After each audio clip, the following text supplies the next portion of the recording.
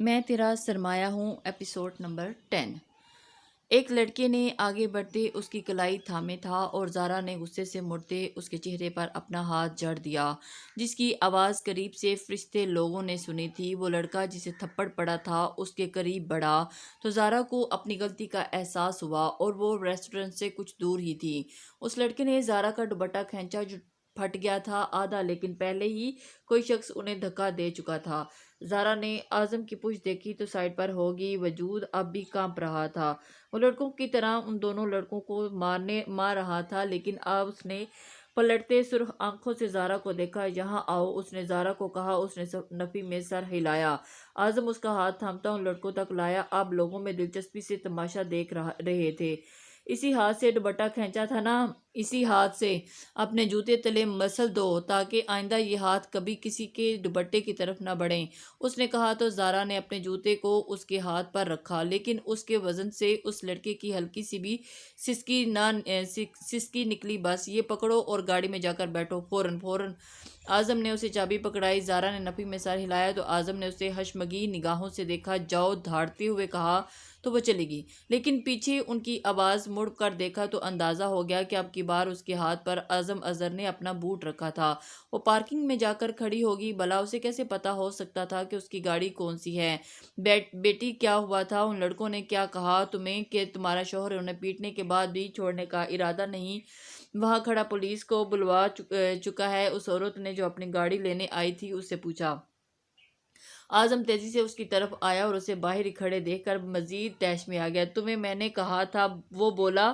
اس عورت نے اعظم کو دیکھا، پھر زارا کو۔ تم بہت خوش قسمت ہو بیٹی، وہ کہتی چلی گئی تو زارا نے اسے دیکھا اور پھر خود کو خوش قسمت ہونے پر اسے سمجھ نہ آیا کہ وہ روئے یہاں سے۔ مجھے بھائی، تمہیں ایک بات سمجھ میں نہیں آتی؟ اعظم کے پاس آتا اس پر جھکا تھا، پھر ہاتھ بڑھاتے تو زارا نے آنکھیں میچ لی۔ اعظم نے ہاتھ بڑھاتے اس کی آنکھوں کے نیچے پھیلے کاجل کو انگلیوں سے صاف کیا۔ تمہارا بھائی آنے والا ہے، جاؤ۔ وہ پیچھے ہٹا تو زارا نے اس کی آنکھیں کھولی۔ اور آئندہ یوں میرے کہنے پر میری اجازت کے بغیر نہ آنا، وہ بولا تو زارا اسے نظر انداز کرتی قدم آگے بڑھا گئی، لیکن اعظم اظہر اس کے پیچھے آیا تو پھر جب تک وہ اپنے بھائی کے ساتھ چلی نہ گئی وہاں سے نہیں ہلا۔ ایسا اس نے کیوں کیا تھا وہ نہیں جانتا تھا۔ اپنی انگلیوں پر اس کی کاجل کو دیکھا تو گہرا سانس بھر گیا۔ شیان اپنے کمرے میں موجود تھا، سب اسے آرام کرنے کا کہتا ہی جا چکے تھے۔ وہ مسلسل چھت کو گھور رہا تھا، جو ہوا تھا اس کے متعلق سوچ رہا تھا۔ وہ کنین کو آغاز میں دھوکہ دے رہا تھا، اس کا ملنا، اسے اپنے گھر میں نوکری پر رکھنا، لیکن جذبات تب بدلے تھے جب اس نے اس لڑکے کے ساتھ دیکھا تھا جس کی آواز سے وہ متاثر ہوتی، اس کی طرف قدم بڑھا چکی تھی۔ تب اس کے دل نے یہ بات بارہا باور کروائی تھی کہ وہ اس کی بیوی ہے، اس کی ملکیت ہے، لیکن ملکیت سمجھنے سے کیا ہوتا ہے؟ فرض ادا کرنے پڑتے ہیں، رشتے نبھانے کے لیے وہ سمجھ گیا تھا۔ اور اس کے بعد جو کچھ ہوا تھا ان کے رشتے میں، اس میں کچھ بھی جھوٹ، کچھ بھی فریب کے زمرے میں نہیں آتا تھا۔ بے شک وہ غلط تھا، لیکن کونین کو اس کے سچے جذبات نہیں دکھے تھے کبھی۔ شیان عثمانی اس کی طرف دیکھنا، اس کی طرف جھکاؤ اور اس کے ساتھ کہکا لگانا، اس کی قربت میں محو دنیا میں بلا دینا، کیا واقعی اسے فریب لگا تھا؟ اس کے دل میں پہلی بار درد محسوس ہوا تھا جب کونین خاور نے اس کے سینے پر ہاتھ رکھتے اسے خود سے دور دھکا دیا تھا۔ پھر اس کے وہاں نکلنے کا منظر دوبارہ یاد آیا تو پردوں پر لہرائے وہ جھٹکے سے اٹھ کھڑا ہوا۔ ایسا کرنے پر سر میں شدید درد ہوا تھا۔ وہ کہاں گئی ہوگی؟ وہ اکیلی ہوگی، میرے بغیر محفوظ نہیں، وہ میری بیوی ہے، میری شیان عثمانی کی۔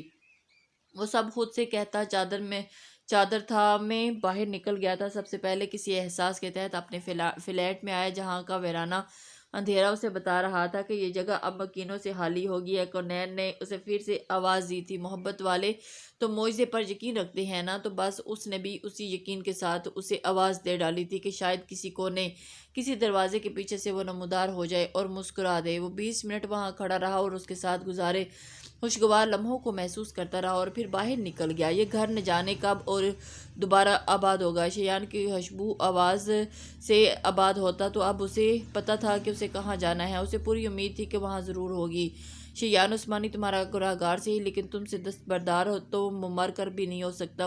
وہ ہسپتال میں داخل ہوا میرے پیشنٹ خاور عثمانی، اس نے ریسیپشن پر پوچھا۔ سر وہ جا چکے ہیں۔ کیا مطلب اس بکواس کا؟ وہ دھاڑا۔ جی سر وہ جا چکے ہیں، ان کی بیٹی انہیں یہاں سے لے جا چکی ہے اور انہوں نے آپ کے بارے میں کچھ کہا ہے؟ وہ لڑکی سہم کر اسے پوچھنے لگی، آیا وہ لڑکی اس کا پیغام دیا سننا چاہتا تھا بھی یا نہیں؟ کیا کہا اس نے؟ وہ دھڑکتے دل سے پوچھنے لگا۔ انہوں نے کہا کہ اپنے باپ کے علاج کے پیسے انہوں نے آپ کے ہاں نوکری کر کے پورے کر دیے ہیں۔ کیا سر واقعی ایسا ہے؟ ہاں، ان کے خلاف کوئی کارروائی کرنا چاہیں گے آپ؟ اسے یوں الجھا دے کر لڑکی نے اپنی رائے دینا ضروری سمجھا تھا۔ اپنا کام کریں۔ وہ سنجیدگی سے باہر نکل گیا اور لڑکی خجل سی ہوئی۔ وہ باہر نکل گیا لیکن فوراً واپس اندر آیا۔ کیا اس لڑکی کے ساتھ کوئی اور بھی تھا؟ اس نے کسی احساس کے تحت پوچھا تھا۔ جی ایک بزرگ تھے اور وہ باہر نکل گیا۔ جہانگیر عثمانی جانتے تھے کونین کہاں ہے۔ وہ تیزی سے گاڑی بھگاتا گھر گیا۔ وہ گن چکر بنی گیا تھا اور اس کا سر درد سے پھٹنے کے قریب تھا، لیکن وہ یوں ہار نہیں ماننا چاہتا تھا۔ دادا جان! رات کے 12 بجے وہ ان کا دروازہ کھٹکھٹا رہا تھا۔ اندر موجود شخص آسودگی سے مسکرا دیا، اور اپنے پوتے کی حالت ان سے کہاں دیکھی جانی تھی۔ دادا جان پلیز دروازہ کھولیں۔ جب وہ 10 منٹ بھی نہ ہٹا تو انہیں مجبوراً اٹھ کر دروازہ کھولنا پڑا۔ دادا جان کونین کہاں ہیں؟ وہ اندر آتا اس کا ہاتھ تھامتا بولا، ہم کیسے جانتے ہوں گے؟ انہوں نے نگاہیں چراتے کہا، دادا جان پلیز، میں نے گرتے آپ کے قدم میری بجائے اپنی طرف بڑھتے دیکھے تھے، یہی وجہ تھی کہ میں نے آنکھیں موند لی تھی، اور آپ ہیں اس کے ساتھ۔ جہانگیر عثمانی نے اسے حیرت سے دیکھا۔ وہ کہاں انہیں کسی سے خود سے زیادہ محبت کرنے دیتا تھا، اور کہاں وہ مطمئن ہوا تھا درد میں بھی۔ وہ ساتھ ہیں اس کی بیوی کے۔ کیا آپ نے اسے دھوکہ دیا ہے شیان؟ وہ بیٹھ گئے تو اس کے ہاتھ تھماتا گھٹنوں کے بل ان کی کرسی کے پاس بیٹھ گیا۔ آغاز میں بس، اس کے بعد سب کچھ سچ تھا۔ وہ میری بیوی ہے دادا جان، میں نبھانا چاہتا تھا اس کے ساتھ۔ میں نے کبھی کسی لڑکی میں وہ کشش نہیں دیکھی جو اس میں دکھی تھی، مجھے اپنی طرف مائل کرتی ہے۔ مجھے میرا دل بغاوت پر اتر آیا تھا۔ پہلی بار میں نے زندگی میں پہلی بار اور آخری محبت اس لڑکی سے کر لی تھی۔ وہ مجھے میری لگتی ہے، بس میری، اور اس کے آس پاس تو مجھے لگتا تھا کہ مکمل ہوں۔ دادا جان وہ کہاں ہے؟ مجھے بتائیں، میں معافی مانگ لوں گا اسے کچھ بھی کروں گا۔ کیا معافی مانگنا اتنا آسان ہے میری جان؟ وہ کھوئے کھوئے سے بولے۔ وہ دادا پوتے ان باپ بیٹی کا کتنا نقصان کر چکے تھے، انہیں اندازہ ہو گیا تھا۔ میں مانگ لوں گا، میں منا لوں گا اسے۔ وہ مجھ سے محبت کرتی ہے، مان جائے گی۔ وہ آپ سے بھی محبت نہیں کرتی تھی، انہوں نے جان بوجھ کر کہا، اور پھر اپنے پوتے کے چہرے کو دیکھا جو یکدم تاریک پڑ گیا تھا۔ نہیں، میں نے محسوس کیا تھا، اور کونین شیان عثمانی کے بارے میں مجھے حساسیت غلط ہو ہی نہیں سکتی۔ وہ پریقین تھا۔ سو جائیں جا کر، آپ نے اسے چنا ہے مجھ پر۔ دادا جان وہ شکوہ کناں نگاہوں سے دیکھتا انہیں بولا، سالوں اسے محروم رکھا ان سب سے میں نے، اور کیا تم نہیں چاہتے کہ میں اسے چنوں؟ میں چاہتا ہوں آپ سب پر اسے فوقیت دیں، مجھ پر، لیکن پلیز مجھے بتا دیں کہ وہ کہاں ہے، تاکہ میں وعدوں کا پاس رکھنے والا ہوں شیان عثمانی، اور مجھے پوری امید ہے میرا شیر اپنے عشق کو ڈھونڈ لے گا۔ وہ اس کا ماتھا چومتے بولے تو وہ سر ہلاتا اٹھ کھڑا ہوا، اور یہ جنگ اس کی تھی اور اسے ہی اس وجود کو تسخیر کرنا تھا۔ وہ جانتا تھا یہ وعدہ بھی کونین نے اس سے کروایا ہوگا، اور اب خود ہی اپنی بیوی تک پہنچنا ہے، اپنے گناہوں کا کفارہ ادا کرنا ہے ہجر کی صورت میں۔ دوسری طرف کونین خاور صاحب کو دعا دینے کے بعد اسے کمرے میں آئی تھی اور چاند کو تکنے لگی۔ محبت کا روگ بہت جان لیوا ہے، آپ کو سانس لینے میں بھی تکلیف محسوس ہوتی ہے، ہجر میں بھی، اور ہم معجزوں کی امید میں زندگی گزار دیتے ہیں۔ کوئی اس اذیت کو نہیں سمجھ سکتا۔ آپ بے بس ہوتے ہیں جب آپ کا دل کسی کے لیے بارہا بغاوت کر جائے، جس کے لیے آپ سب بھول جائیں، جس کے لیے آپ چاند کو دیکھتے ہیں ساری دعاؤں میں گزار دیں گے۔ اذیت ناک اختتام پر اس سوچ کے ساتھ جینا، وہ شخص جس پر سانسوں کی رفتار اتل پتل ہو چکی ہوتی ہے، وہ آپ کے نصیب میں آئے گا بھی یا نہیں، اس کے خوف کے ساتھ جینا اور جیتے جانا کا مفہوم صرف وہی سمجھ سکتا ہے جس نے ہر سانس کے ساتھ اس شخص کا ساتھ کی چاہ کی دعا کی ہو۔ وہ چاند کو تکتی رہی، عورت کو اتنا بے ضرر کیوں بنایا گیا ہے مرد کی نظر میں؟ سوال اس نے خود سے کیا تھا، لیکن کوئی نہیں تھا جو اسے جواب دینے والا تھا، اور کہ وہ مرد بھی اتنا ہی اذیت میں تھا۔ اسے کھو پر گھٹنوں سڑکوں کی ہاک چھانتا آیا تھا، اور اب کہیں سڑک کھڑا سگریٹ پھونک رہا تھا۔ شیان عثمانی، ایک دن اور میں آپ کو میسر آ جاؤں گی، لیکن آپ کی اس سزا کی مدت پوری ہونے کے بعد۔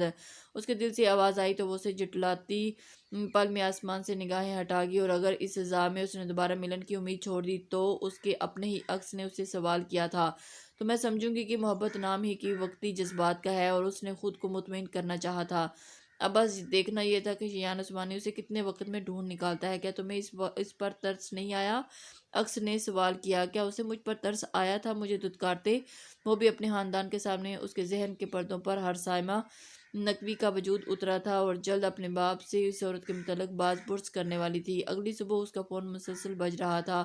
اس نے گسمساتے فون اٹھایا اور بند کر دیا۔ اس بات سے انجان کیے قیامت ٹوٹ پڑی ہے۔ اس بار 10 بجے اس کی آنکھ کھلی تو اس نے حیرانی سے گھڑی کو دیکھا۔ آج وہ یونیورسٹی بھی نہیں گئی تھی اور اس نے فون اٹھایا، آن کیا، جہاں واٹس ایپ پر تھاپے بے شمار میسیجز اور کالز تھے۔ اوف، ایسا کیا ہو گیا؟ اس نے سٹیٹس چیک کیا تو دھر دھر آسمان اس کے اوپر آ گرے۔ یہ اس کی کل کی تصاویر تھی، حسن سے وہ پیکٹ پکڑے ہوئے یہ کیفے میں کھینچی گئی تھی۔ یا رب العالمین، یہ کیا ہو گیا؟ اسے نہیں پتا تھا یہ سب اتنا بھیانک روپ اختیار کر لے گا۔ اس نے کال لاگ چیک کیا لیکن آج وہاں اس شخص کی بھی ایک کال نہیں تھی۔ تو کیا اسے نہیں پتا تھا جو ہو رہا تھا؟ اس کا دماغ درد سے پھٹنے لگا تھا۔ میں کیا کروں؟ اسے یونیورسٹی سے کال آئی جو اس نے کانپتے ہاتھوں سے پک کی۔ آدھے گھنٹے کے بعد آپ کو وائس چانسلر سے ملنا ہے، فرشتے اذلان اظہر، اور اگر آپ نہیں آتی تو نتائج کی ذمہ دار آپ خود ہوں گی، یاد رکھیے گا۔ اسے بتا کر کال کاٹ دے گی۔ اس کا وجود جو ہے زلزلوں کی زد میں کانپا تھا اور اب کیا ہونا تھا؟ اس کی ڈگری کینسل کر دی جاتی اور یونیورسٹی سے نکالنے کے ساتھ ساتھ اس پر مقدمہ الگ کیا جاتا اور اس کے پاؤں سن ہو گئے تھے۔ فرشتے بیٹا اٹھ گئی۔ بوا اپنے دھیان سے اندر داخل ہوئی تھی اور اسے اس حالت میں دیکھتے تیزی سے اس کے قریب آ گئی۔ کیا ہوا بوا؟ یہ سب میں نے کچھ نہیں کیا، مجھے نکال دیں گے، جیل میں نہیں جانا مجھے۔ وہ رو رہی تھی پاگلوں کی طرح بدحواسی میں۔ بوا نے اس کا فون پکڑا اور پھر وہ سن رہی تھی تو حیران سن رہ گئی تھی کہ تصاویر اور ویڈیوز دیکھ کر فرشتے آپ، انہوں نے بمشکل استفسار کیا۔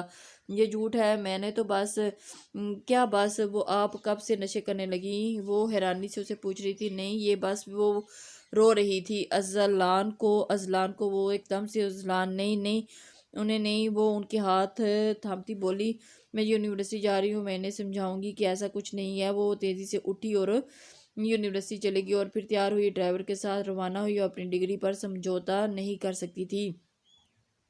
اس نے اپنی ڈگری کے لیے بہت محنت کی تھی۔ یہ سب تو اس نے یوں ہی اس شخص کی ضد میں کر دیا تھا۔ اس نے کال لاگز ایک بار پھر چیک کیا جہاں اس انجان شخص کی کوئی کال نہ تھی اور اس کا دل دھڑکنے لگا اور اس کی مدد کرنے والا کوئی نہیں تھا۔ وہ یونیورسٹی میں داخل ہوئی تو لوگ اسے مختلف نگاہوں سے، بے شک کی نگاہوں سے دیکھنے لگے۔ اتنے لوگوں کی نگاہیں خود پر محسوس کرتے وہ سن ہو گئی تھی۔ تب ہی اس کا فون بجا اور وہی نمبر۔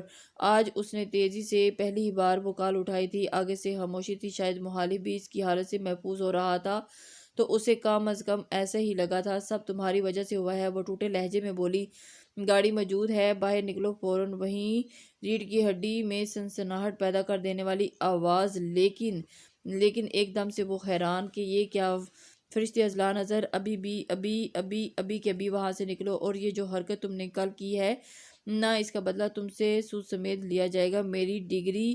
وہ رو رہی تھی اور لوگ اس کی طرف متوجہ ہو رہے تھے۔ اس شخص نے کیمرے سے اس کی یوں دروازے پر ہی کھڑے روتا دیکھ کر ہونٹ پیچھے تھے اور اس کو دیکھ رہا تھا۔ فرشتے باہر جاؤ، میں سب سنبھال لوں گا۔ اور اس کی پہلی بار پر اس کی آواز میں نرمی تھی کچھ۔ وہ الٹے قدموں سے باہر نکلی اور اس کی بتائی گاڑی میں بیٹھ گئی جس نے اسے گھر پہنچا دیا تھا واپس، اور وہ واپس گھر آ گئی اور اس کے بعد سارا دن وہ اپنے کمرے سے نہیں نکلی۔ بوا نے اسے دودھ پلایا دیا تھا اذلان کے کہنے پر، جس میں بے ہوشی کی دوا تھی۔ وہ شام کے 7 اٹھی تو سر اب بھی درد ہو رہا تھا۔ اس نے فوراً فون اٹھایا اور اسے لگا یونیورسٹی والوں کی طرف سے میل آ گئی ہوگی اور اسے نکالا جا چکا ہے، اور کسی طرح شدید رد عمل کی، لیکن اسے کوئی میل آیا تھا لیکن بلکہ سب کچھ کلیئر کیا جا چکا تھا، جیسے کچھ ہوا ہی نہ ہو۔ وہ فون پکڑے وہیں بیٹھی تھی۔ یہ سب ممکن تھا تو یہ ایک برا خواب تھا۔ اس کا فون بجا، میسیج رنگ تھی، یہ اسی نمبر کی جانب سے تھا جو اب اس نمبر سے مانوس ہو گئی تھی۔ وہ، تم اب یونیورسٹی میں نہیں جاؤ گی، تمہارا داخلہ کروا دیا گیا ہے، کل سے وہیں جاؤ گی۔ فرشتے نے وہ لفظ بار بار پڑھے تھے اور پھر اس نمبر کو پریس کیا تھا تو دوسری جانب سے اٹھا لیا گیا۔ تم نے کیا ہے، سب تمہاری وجہ سے ہوا ہے، تم کیسے میری زندگی کو کوئی فیصلہ کر سکتی ہو؟ اذلان اظہر، وہ چیخی تھی۔ مخالف آسودگی سے وہ مسکرا دیا۔ وہ اسے پہچان جائے گی لیکن اتنی جلدی اسے اندازہ نہیں تھا۔ کل صبح ایئرپورٹ پر موجود ہونی چاہیے تم۔ مخالف اس کی باتوں کو نظر انداز کرتا پھر سے بولا، کبھی نہیں۔ وہ گھبرائی، تمہاری تو فرشتے بھی آئیں گے۔ فرشتے اذلان اظہر، اور کال کاٹ دی گئی تھی۔ فرشتے نے فون کو گھورا اور پھر دور پھینک دیا۔ کیا واقعی اذلان اظہر تھا؟ اس نے غلط سمجھا تھا، لیکن وہ اذلان اظہر کے علاوہ اور کوئی ہو بھی نہیں سکتا تھا۔ اس کے ہاتھوں کو یاد کرتی وہ تلخی سے مسکرائی۔ وہ جو بھی اس ویڈیو کال میں دیکھے تھے، میں نہیں جاؤں گی۔ اس کے ساتھ پڑا لیپ ٹاپ اٹھایا اور اذلان اظہر کی اس حرکت کو یاد کیا تو اسے لگا کہ وہ اس سے بے خبر ہے، لیکن وہ تو اس کی سانس لینے کی بھی خبر رکھتا ہے۔ اسے شدید غصہ آیا۔ وہ اسے خوفزدہ کرنے میں کامیاب ہوا تھا اور اسی وجہ سے تو وہ اس سے بڑی مصیبت میں مبتلا ہوئی تھی، لیکن نہیں، وہ تو اسے پہلے ہی حسن اور نوشین سے دور رہنے کی تلقین کر چکا تھا۔ اس نے جان لیا تھا کہ حسن اور نوشین کو یونیورسٹی میں ٹرمینیٹ کر دیا گیا ہے اور اس کا نام ہر جگہ سے ہٹا دیا گیا ہے، اور اس نے آنکھیں موندی پل کے لیے سب بجا ایک دن اس کو یاد کرتے اس سے مہنگے لیپ ٹاپ کو دیکھا اور پھر نیچے پھینک دیا۔ تیز آواز سے نیچے گرا تھا، اس کی اسکرین بری طرح سے ٹوٹ گئی تھی۔ I hate you Azlan Azhar, وہ روتے تکیے پر سر آگی اور پھر کچھ دیر یوں ہی رونے کے بعد باہر نکل گئی اور رات کا کھانا کھایا اور بوا کو ساری تفصیل سے آگاہ کیا، جو مطمئن تھی جیسے انہیں پہلے سے پتا ہو سب انہیں۔ وہ واپس اپنے کمرے میں آ گئی جہاں وہ لیپ ٹاپ موجود نہیں تھا اور اس کا دل پھر سے خوفزدہ ہوا۔ وہ تو یہاں موجود نہیں تھا تو پھر کون؟ وہ واپس بوا کے پاس چلے گی اور ان کے ساتھ سونے کے لیے، لیکن نہ جانے کس پہر اس نے خود کو ہوا میں محسوس کیا اور پھر خود کو کسی انجان سفر پر کسی گاڑی میں۔ نہ جانے وہ کون تھا اور کیوں اس کے ساتھ سب ہو رہا تھا، وہ خود اسے سمجھ میں نہیں آ رہا تھا۔ آپ کیوں اعظم میرے ساتھ ہی کیوں مجھے یوں ہی دھتکار دیا ہوتا؟ لیکن وہ سب اب وہ یقین نہیں کر پا رہی تھی کہ اعظم اظہر نے اسے بلا کر اس کے ساتھ اتنی بدتمیزی کی تھی اور پھر خود کی محبت کو یوں رسوا ہوتے دیکھنا اسے گہرے دکھ میں مبتلا کر گیا تھا۔ رات وہ اس نے کیسے گزاری تھی وہ سب جانتی تھی۔ جب آپ کسی تکلیف میں ہوں تو رات زیادہ دردناک اور لمبی لگتی ہے۔ اس نے تہجد پڑھی لیکن آج ہمیشہ کی طرح اعظم اظہر کو نہیں مانگا تھا، شاید اب ضرورت بھی نہیں تھی۔ اگلی صبح بھی معمول کی طرح تھی۔ جب اس کا بھائی خوشی سے واپس آیا، وہ اس کے والد کا انتقال ہو چکا تھا۔ گھر میں اب سب والدہ، بھائی جو شادی شدہ تھے اور وہ بھی موجود تھی، اس کی والدہ کی جو بھی کسی عیادت کے لیے گئی تھی واپس آ گئی تھی اور وہ انہی کے پاس بیٹھی ان کے بالوں میں تیل لگوا رہی تھی۔ کیا ہوا اویس، اتنے خوش کیوں ہیں؟ اس کی بڑی بھابھی نے اس کے بھائی سے پوچھا۔ خوشی کی خبر ہے، جاؤ پانی پلاؤ پہلے مجھے، وہ بولا اور آ کر امی کے پاس بیٹھ گیا اور ان کے ساتھ بات کرنے لگ گیا۔ امی، ہماری گڑیا کی قسمت بہت اچھی ہے، وہ بولا تو زارا نے انہیں حیرت سے دیکھا۔ کیا ہوا؟ کیا بات ہے؟ کیوں کیا ہوا بھائی؟ اس کی والدہ نے اپنے بیٹے کو استفسار کیا۔ اپنی گڑیا کا رشتہ آیا ہے، وہ مسرت سے بتا رہا تھا اور اس کی ماں بھی مسکرائی، لیکن وہ مسکرا نہ سکی۔ اب سب اکٹھے ہو گئے تھے۔ مجھے شادی نہیں کرنی، اس نے ایک دم سے وہ کھڑی ہوتے ہی بولی تو اس کی بڑی بھابھی نے اس کا ہاتھ تھام کر دبایا اور اسے خاموش ہونے کا کہا۔ خاموش رہو، اسے چھوڑ دو، تم بتاؤ کون لوگ ہیں؟ اور اس کی والدہ نے اسے نظر انداز کرتے ہی اس کے بھائی سے پوچھا تو وہ یہ جو سامنے گھر میں اعظم اظہر رہتے ہیں، اس کے والد صاحب کی کال آئی تھی، وہ آنا چاہ رہے ہیں، وہ بہت عزت دار لوگ ہیں اور ان دونوں بھائیوں کو میں جانتا ہوں، ہم بہت خوش قسمت ہیں کہ ہماری گڑیا بہت خوش رہے گی، وہ بہت شریف لوگ ہیں۔ زارا کو لگا کہ اس نے غلط سنا ہے، یہ کوئی خواب تھا یا جھوٹ تھا یا معجزہ تھا، یہ کیسے ممکن تھا؟ بھائی، کیا نام بولا ہے آپ نے؟ اعظم اظہر۔ کیا تم جانتی ہو انہیں؟ بھائی، وہ میرے سینئر تھے اسکول میں۔ اچھا، اذلان اظہر کا بھائی اور اظہر صاحب کا بیٹا، وہ سب کو تفصیل بتانے لگا، لیکن زارا تو اپنی جگہ سن تھی۔ یہ سب اچانک، یہ کیسے ہو سکتا تھا؟ وہ ایک دم سے حیران ہوئی۔ ابھی تو کل ہی تو وہ کچھ بھی سمجھ نہیں پا رہی تھی۔ کیا دعائیں قبول کی جا چکی تھی؟ کیا اسے منع کرنا تھا؟ جو ہو رہا تھا ہونے دینا چاہیے تھا۔ وہ اٹھ کر خاموشی سے اپنے کمرے میں بند ہو گئی تھی۔ جبکہ سب باہر سب کے آگے بالکل ہر بات ضد کرنے لگے اور اتنے اچھے گھرانے کا رشتہ وہ ٹھکرا نہیں سکتے تھے۔ فون کر کے بلا لو انہیں، ان کی والدہ نے سوچ کر کہا تو اویس نے سر ہلایا اور انہیں فون کر کے تفصیلات سے آگاہ کرنے لگا۔ زارا اپنے ہاتھوں کو دیکھنے لگی اور اسے سب روکنا چاہیے تھا۔ نئی سالوں جس شخص کی چاہت کی تھی، اب وہ مل رہا ہے تو کیوں ناشکری کرتی ہو؟ اس کے دل نے اسے روکا اور خود خوش ہونے کی نوید سنائی تھی۔ یہ سب اعظم اظہر کے کہنے پر ہو رہا تھا۔ اس کے دل میں یہ سوال تھا جس کا جواب اس کے پاس نہ تھا۔ بابا، وہ ان کے ساتھ بیٹھی تھی اور اپنے باپ کو خوش دیکھتی وہ خود بھی مطمئن تھی۔ سائمہ نقوی کون ہے؟ اس کے اچانک سوال کر کے خاور عثمانی سنجیدہ ہو گئے۔ آپ کیوں پوچھ رہی ہو بیٹا؟ نہیں، بس ایسے ہی، بس میں جاننا چاہتی ہوں کہ وہ کون ہے۔ کیا بابا جان نے کچھ بتایا ہے آپ کو؟ انہیں نہیں، لیکن ان کے گھر میں سب متعلق سب پتہ ہونا چاہیے، پلیز بتائیں یہ بھی، اور یہ بھی بتائیں کہ میرا نکاح کب ہوا تھا اور کیوں؟ خاور عثمانی نے گہرا سانس بھرا اور پھر اسے سب بتانے لگے۔ وہ شہر سے پڑے تھے اور وہیں انہیں کونین کی ماں سے محبت ہو گئی تھی۔ ان دونوں نے ایک دوسرے کے ساتھ چن لیا تھا۔ ہاور عثمانی کو پتہ چلا مشکلات پیدا ہو سکتی ہیں، کیونکہ ان کی یہ روایات کے خلاف تھا کہ شہر میں کسی بیگانہ عورت سے شادی کرنا۔ اس لیے ان کے لیے بہت دیر سے سائمہ نقوی کو چن لیا گیا تھا اور ان کے ساتھ بات پکی کی گئی تھی، اور یہ ضد بھی سائمہ نقوی کی جانب سے کی گئی تھی کیونکہ انہیں ہاور عثمانی بے حد پسند تھے۔ تہذیب عثمانی نے ہی یہ رشتہ کروایا تھا کیونکہ اپنی بہن کی پسند سے واقف تھی وہ، اور وہ قیامت خیز تھا۔ جب ہاور عثمانی اس کی ماں سے فاطمہ عثمانی سے نکاح کر کے انہیں ساتھ لے گئے تھے تو حویلی فاطمہ کے گھر میں صرف اماں ہی جن کی رضامندی سے نکاح ہوا تھا۔ ہاور عثمانی انہیں ساتھ لے گئے تھے اور تب ایک الگ قیامت برپا ہوئی تھی۔ سائمہ نقوی نے پورا گھر سر پر اٹھا لیا تھا جب انہیں پتہ چلا کہ ان کے نزدیک ہاور عثمانی نے انہیں دھوکہ دیا تھا۔ انہوں نے سب کے سامنے ہاور عثمانی کو رسوا کیا، من گھڑت کہانی سنا کر وہ کیسے ان پر عہد باندھتے رہے ہیں ماضی میں، اور ان سے محبت کے دعوے دار بھی رہے تھے، اور اب انہیں شہر میں کوئی اور پسند آ گئی ہے اور اس کے ساتھ نکاح کر بیٹھے ہیں۔ جہانگیر عثمانی نے شاور عثمانی کو بار بار ہاتھ میں اٹھایا اور وجہ بتائی، روایات پاسداری نہ کرتا اور آپ کے بیٹے سے بڑھ کر آپ کو روایات، اور یہ انجان عورت ہے۔ وہ افسوس سے اپنے باپ سے مخاطب ہوئے اور اپنے باپ سے اونچی آواز میں بات کر کے وہ گناہ گار بھی نہیں بن سکتے تھے۔ جہانگیر عثمانی کا رعب تھا۔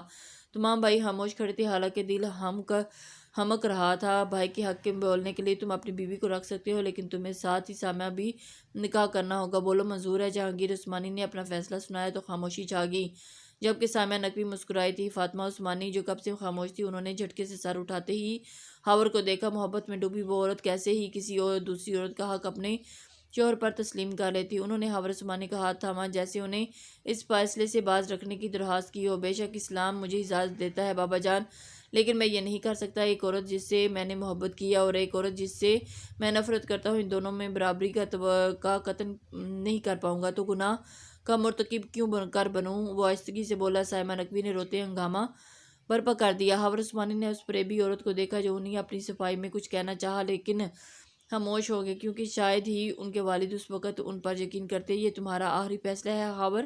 ان کی غرض پر ماحول میں خاموشی چھا گئی، جس سے حویلی کی بنیادیں ہلنے والی تھی۔ جی، وہ نگاہیں بند کرتے بولے، تو ٹھیک ہے، آج سے ہمارا تمہارا کوئی رشتہ نہیں، تمہیں جائیداد اور ہر چیز سے کیا جاتا ہے، تم چلے جاؤ اور لوٹ کر کبھی مت آنا۔ وہ دھاڑے تو سب بھائیوں نے تڑپ کر انہیں دیکھا۔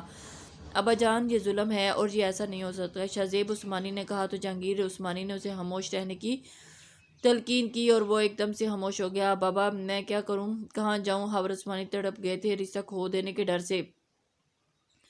جہاں مرضی جاؤ، یہ سب تمہیں ہماری روایات کے خلاف۔ ایک عورت کی محبت میں دھتکارنے پر پہلے سوچنا چاہیے تھا۔ وہ کہتے کمرہ نشین ہو گئے اور یہ سب بھائی اشک بار ہوئے، اور پھر ہاور عثمانی وہاں سے چلے گئے اور کچھ نہ بولتے ہوئے۔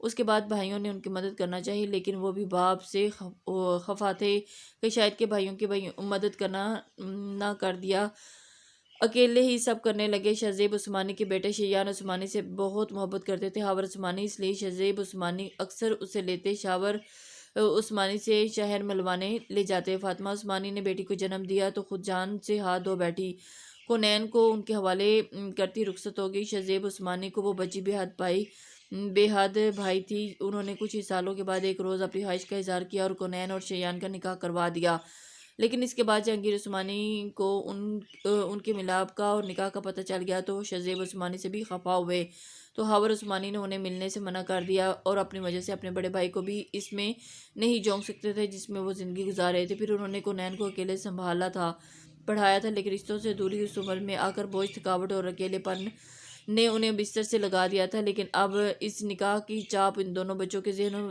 پر ہمیشہ کے لیے چپ گئی تھی، جہاں وہ دونوں جانتے تھے کہ وہ کسی کی امانت میں ہیں۔ لیکن اسی نکاح کی خبر سائمہ نقوی نے نئی سازش کو سوچتے شیان کو اپنے قریب کرتے ہاور عثمانی جن سے وہ محبت کرتا تھا ان کے خلاف شروع کر دیا، اور وہی نفرت کی جڑیں ان میں پک رہی تھی۔ اور پھر کونین ہاور سے بدلہ لینے کے لیے اسے اکسایا، کیونکہ شیان عثمانی ان کی بات سے نہیں ٹالتا تھا، اور ہاور عثمانی جو بدلہ برسوں سے لینا چاہتا تھا وہ انہوں نے کونین کے ذریعے سے لیا تھا، یہ جانے بنا کہ ان میں سب سے زیادہ نقصان شیان عثمانی کا ہی ہوا ہے۔ لیکن ان کو کیا فرق پڑتا تھا؟ ان سب میں ہاور عثمانی خالی ہاتھ رہ گئے، اکیلے، بے یار و مددگار۔ دونوں اپنی زندگیوں میں اکیلے تھے، تنہا ایک دوسرے کو یاد کرتے وہ خاموش تھے۔ شیان اسے اب بھی ڈھونڈ رہا تھا، لیکن اسے یہاں کا کام سنبھال لیا تھا۔ آفس کا کام وہ گھر سے کر رہا تھا۔ فی الحال پچھلے 2 ہفتوں سے اسے پورے گاؤں میں ڈھونڈا جا چکا تھا، لیکن وہ کہیں نہیں ملی۔ اسے اس وقت ڈھیرے پر موجود تھا۔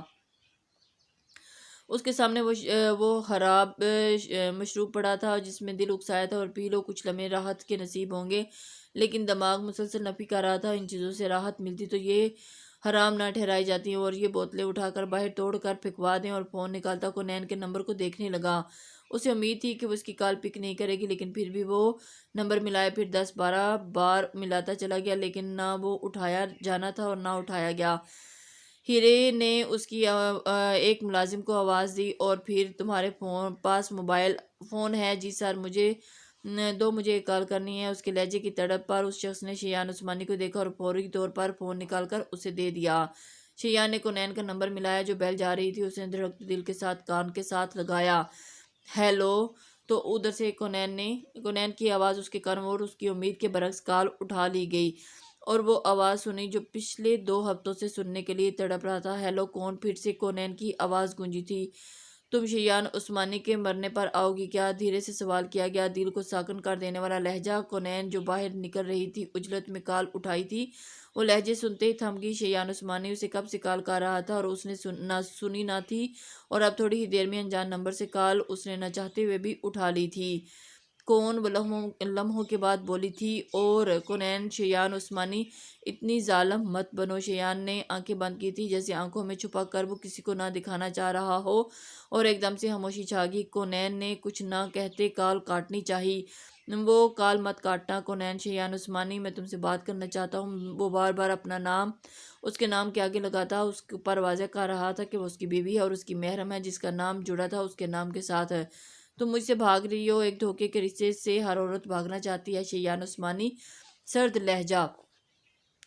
شیان عثمانی کو لگا کہ وہ اب تک اپنے سارے گناہوں کے بدلے لے چکی ہے۔ اس سرد لہجے میں بات کر کے مجھے موقع دو، میں سب کچھ کلیئر کر دوں گا۔ میں معافی، لیکن کال کاٹ دی گئی۔ وہ ایک دم سے شاکڈ۔ اس نے لوکیشن ٹریس کروانے کے لیے بھیج دی تھی، اس لیے وہ پرسکون تھا، اور وہ اپنا کام کر چکا تھا۔ کتنا وقت لگے گا؟ وہ انتظار میں تھا کہ لوکیشن کب ملے۔ سر، کچھ گھنٹے یہ نہیں ہو سکتا۔ کچھ گھنٹے اسی جگہ پر موجود ہو، اور تمہیں کچھ گھنٹے لگیں گے۔ مجھے شام تک یہ لوکیشن چاہیے۔ وہ دھاڑتا کال کاٹ گیا اور اٹھ کھڑا ہوا۔ آخر کونین شیان سے ملاقات کرنی تھی، اور اسے شام میں۔ اس نے گھر جاتے تیزی سے شاور لیا اور پھر تیاری کی، کیونکہ اسے تو کچھ اندازہ تھا کہ وہ یہاں اس گاؤں کی حدود میں نہ تھی، کیونکہ اگر ایسا ہوتا تو اسے اس دن ڈھونڈ چکا ہوتا جہاں وہ جہانگیر عثمانی کے کمرے میں آیا اور جہاں وہ بیٹھے کچھ پڑھ رہے تھے۔ دادا جان، ارے آ جاؤ۔ جہانگیر عثمانی نے اس کے لیے جگہ چھوڑ دی تو وہ ہلکا سا مسکراتا بیٹھ گیا۔ ان 2 ہفتوں میں پہلی بار وہ مسکرایا تھا۔ جہانگیر عثمانی نے نوٹ کیا، لگتا ہے آپ اپنی منزل کے قریب ہیں۔ برخودار، انہوں نے وعدہ کیا تو وہ محض سر ہلا گیا۔ اسے کوئی تکلیف نہیں ہونی چاہیے شیان، کوئی زور زبردستی نہیں۔ وہ بولے تو شیان نے انہیں شکوہ کنہ نگاہوں سے دیکھا۔ آپ کو لگتا ہے میں اب کچھ غلط کروں گا اس کے معاملے میں؟ نہیں، مجھے بالکل بھی نہیں لگتا۔ مجھے تم پر بھروسہ ہے، اور اپنے آپ سے بڑھ کر تم پر بھروسہ کرتا ہوں، لیکن احتیاط لازمی ہے۔ عورت کا دل ٹوٹ جائے تو اسے واپس محبت سے جوڑنا بے حد مشکل ہے، اور اگر وہی بھی دل بھر جائے تو سمجھ جائیں کہ آپ کی گنجائش مزید نہیں رہتی۔ وہ اسے سمجھا رہے تھے، اور ویسے تو کم عمر ہے، ذمہ داریوں سے اسے سمجھدار بنا دیا ہے، لیکن اتنا نہیں کہ اس کی اتنی عمر میں اتنے سب غم برداشت کرے۔ میں پوری کوشش کروں گا دادا جان۔ کوشش نہیں کرنی، محرم رشتوں میں کوشش نہیں کرتے، بس کر جاتے ہیں۔ جو حکم دادا جان۔ آپ کی پوتی پر یہ دل برے طریقے سے آ چکا ہے، اور جب تک وہ میسر نہیں ہوئی، شیان عثمانی یوں ہی در بدر پھرتا رہے گا خالی ہاتھ۔ وہ ان سے پیار لیتا باہر نکل گیا۔ شام کے 7 بج گئے تھے، لیکن اسے ابھی تک لوکیشن نہیں ملی تھی، اور وہ بے چین تھا۔ اس کے سر، آپ کی امانت آپ کو بتائی جگہ پر پہنچا دیا گیا ہے۔ ایئرپورٹ کے قریب ہی کسی ہوٹل میں اسے پہنچاتے وہ اسے پیغام پہنچا دیا جس نے اسے وہاں سے نکلنے کو کہا تھا، اور اس کے نکلتے ہی وہ اندر داخل ہوا تھا۔ بھاری بوٹوں اور چہرے پر سنجیدگی کے تاثرات لیے وہ فرشتے کے قریب بڑھا اور اس کے بیڈ کے ساتھ پڑی کرسی پر بیٹھا، جو ابھی بے ہوشی کی حالت میں تھی، اور اس کے چہرے پر اپنے ہاتھ کی پشت کو پھیرا تو وہ نیم بے ہوشی میں ہی کسمسائی، جیسے بے ہوشی میں بھی یہ لمس پسند نہ آیا ہو۔ وہ شخص کرسی پر بیٹھا سے اٹھا اور اس کے ساتھ بستر پر بیٹھا، جیسے دل کو اس کا درد بیٹھنا برداشت نہ ہوا تھا، اور اس نے فرشتے کے چہرے پر ہاتھ پھر سے پھیرا اور اس کی آنکھوں کو انگلیوں کے پروں سے چھوڑنے کی کوشش کی۔ فرشتے نے ذرا سی آنکھیں کھولی اور اس شخص کو قریب دیکھا تو آنکھیں پھر سے بند کی۔ ہنی اضلاع نظر جھکا اور اس کے لبوں کو اس کے چہرے پر جا بجا رکھنے لگا۔ فرشتے نے اس کے ہاتھوں کو تھاما اور پھر سے خود سے دور کیا، جو اضلاع نظر کو بالکل بھی پسند نہ آیا۔ وہ ذرا سا پھر سے جھکا اور اس کے نچلے ہونٹ کو قید کرتے ہی اپنی تشنگی مٹانے لگا۔ اسے اس دنیا میں وہ ایک لڑکی تھی جو بے بس کرتی تھی، جس کی قربت کی چاہ نے اس سے دم تک ختم ہو سکتی تھی۔ دور رہو مجھ سے، وہ ابھی سے دعا کے زیر اثر تھی جو اسے دی گئی تھی، کیونکہ اضلاع نظر نہیں چاہتا تھا کہ پورے ہوش و حواس میں ملے۔